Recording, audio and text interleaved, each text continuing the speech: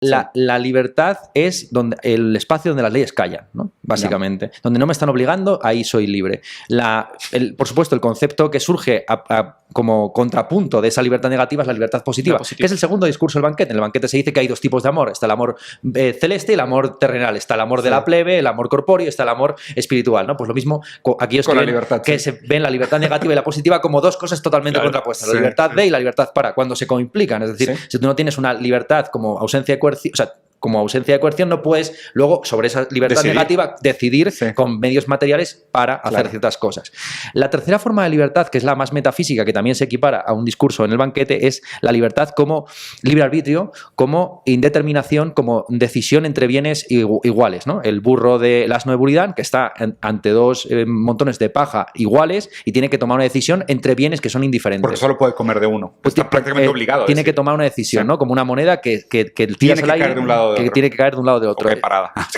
Esa es la libertad, digamos, estadística o la libertad cósmica que se corresponde a la visión también presocrática de que el amor como atracción entre las cosas. El cuarto concepto de libertad, que yo equiparo al concepto de amor como media naranja, yo creo... ¿Reconocimiento de necesidad? Yo, más o menos, es que esto es curioso, porque en el banquete de Platón, el que interviene y ofrece ese discurso, que es el ingenuo acerca del amor, que es el equilibrio entre dos medias naranjas, es Aristófanes. Entonces, muchos creen que es un discurso irónico, es un discurso cómico. Y que en el fondo lo que está haciendo Aristófanes es ofrecer un mito de época que no obstante es funcional para ciertas relaciones sociales. Y yo creo que el gran concepto de libertad filosófico es el de libertad como autonomía. La libertad kantiana, donde uno se da a sí mismo sus propias normas y las sigue conforme a un ideal regulativo, etc. Por último, las dos definiciones últimas de libertad serían la libertad existencialista, que es la libertad casi absoluta, metafísica, ya no como indeterminación, sino como decisión acerca de todo lo que yo hago, elegirme a mí mismo y con todas mis condiciones. Y un último concepto de libertad, que es el que yo asocio a la tradición dialéctica o materialista, que es el que viene desde Spinoza y atraviesa a Hegel, que es la conciencia de la necesidad. Exacto. Y que tiene mucho que ver también con el reconocimiento de una dependencia del camino, de una carga de la tradición que uno inevitablemente tiene que rehabilitar o recuperar o trabajar con él, ¿no? Y yo asocio a la libertad artística.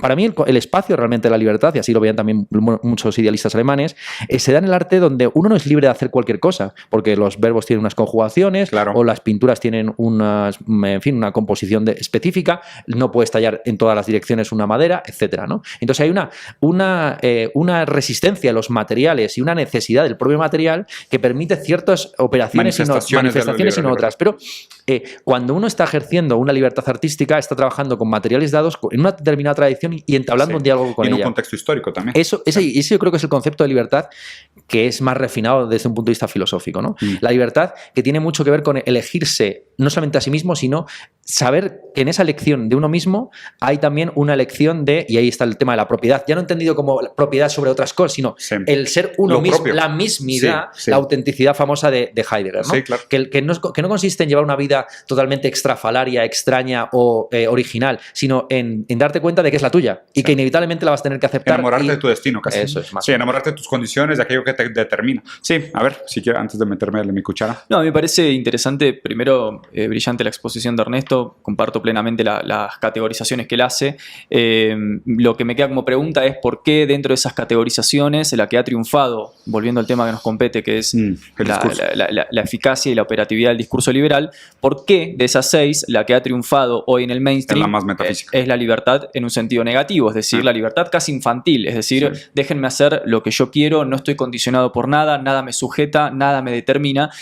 Entonces una pregunta antropológica quizás podría ser, bueno, ¿a qué se debe la gran adhesión a esta concepción de libertad que no solamente es metafísica y mistificada, sino infantil, que está desligada de las condiciones materiales de la vida? Porque vos no podés hacer lo que querés y basta con que salgas a la calle y busques trabajo para ver que ya no estás haciendo o que no estás en un lugar de no sujeción o de sujeción. Entonces yo creo que, y esto es lo que quería decir, hay algo en el triunfo de la mainstream, de la concepción negativa de libertad, que tiene que ver con la facilidad y con la simpleza de la vida que nos propone.